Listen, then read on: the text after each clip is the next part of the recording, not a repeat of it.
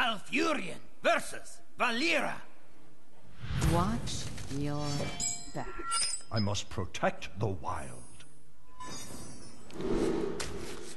Hello everybody, this is AskJoshy, and I'm going to be playing some Midrange Druid for today's video, or videos. And Wild Growth is one of the best cards you like to see in your opening hand with this deck. If you can play it on turn 1 with a coin, or turn 2 if you're going first, you will gain a significant mana advantage for the rest of the game. And I got both Wild Growths, which is awesome. So we already have plays for a couple of turns. Unfortunately, we are playing against a rogue, which means if we get too far behind from Wild Growthing for 2 turns and not drawing any creatures, that could become a problem. Thankfully, we do have a Wrath.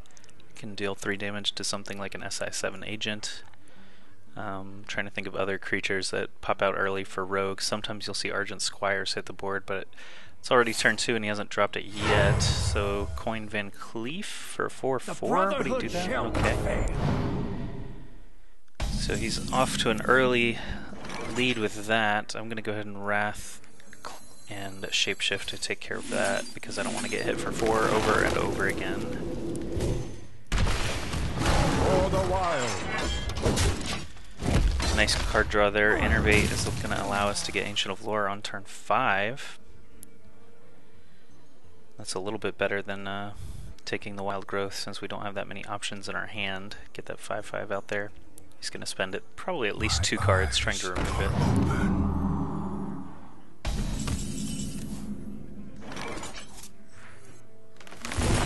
And we're going to get 2 cards out of it. Job done. Another creature, great. And a Wrath. More removal.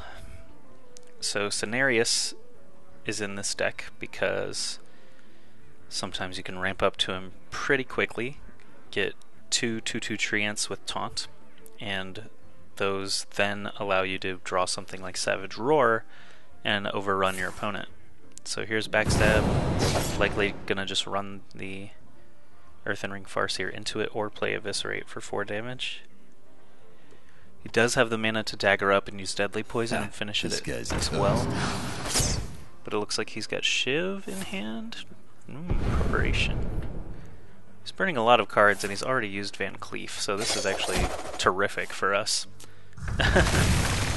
I can play a Yeti and Wrath one of these guys down. Oh, him, definitely. Nice, another good draw.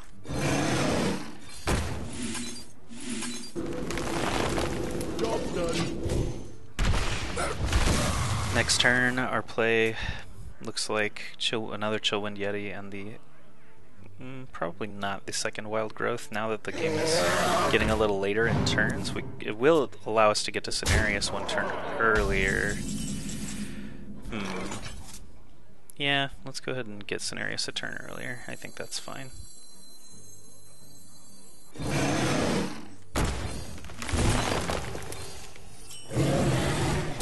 Get rid of the bigger threat. Now, he is still a rogue. He still could have Leroy Shadowstep Leroy for 12 damage, plus his 3 is already 15 damage. So we are starting to get in lethal range already. Cenarius is going to let us get those taunters out and hopefully survive a little longer. Ouch. Good turn. Nice removal.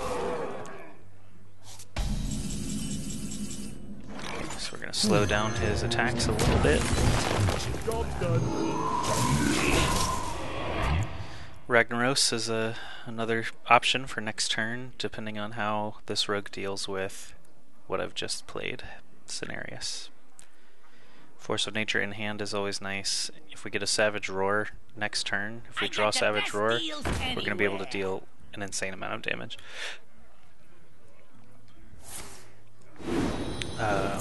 19 damage. No, 29 damage. If he doesn't kill either Treant, but I'm sure he will. Yeah. So now we're down to 25 damage if it's a Savage Roar. That's not. So now the question comes up, Yeah, actually it's not even a question, we're just gonna kill him. We don't want this to be here at all. We can actually deal some damage as well. And hang on to our Force of Nature a little longer. For the wilds.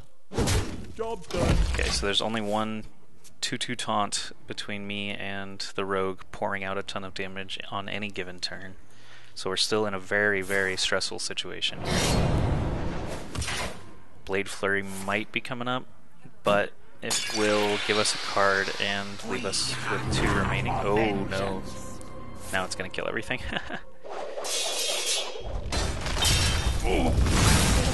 That hurts. Oh, Savage Roar now.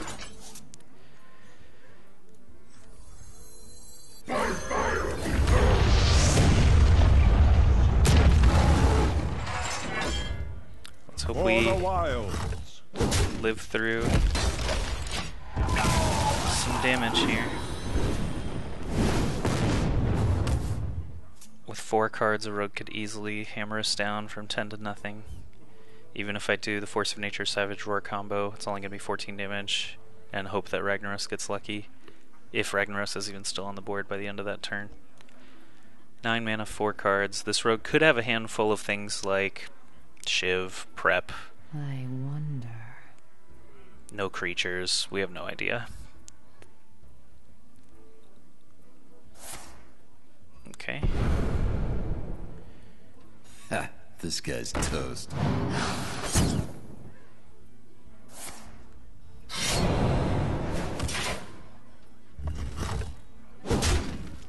Okay. Conceal. Alright, so we're down to a coin flip. Ragnaros, it's your turn to shine, buddy.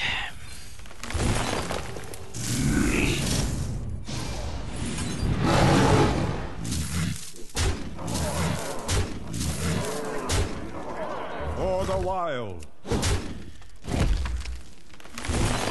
Gain that life just in case it makes a difference. And not victory just yet. So the rogue has 2 cards, 1 damage on the board. Will he be able to do 8 damage? Something that could cause this is Leroy Shadow Step Leroy. My eyes are open. Looks like we're gonna have another coin flip situation, unless I can get rid of this Earthen Ring Farseer or a Silence for my own Ragnaros.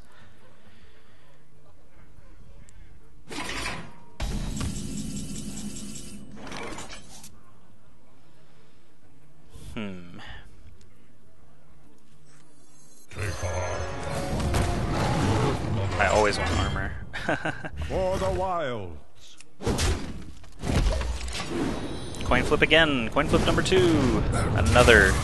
Another tails result for us.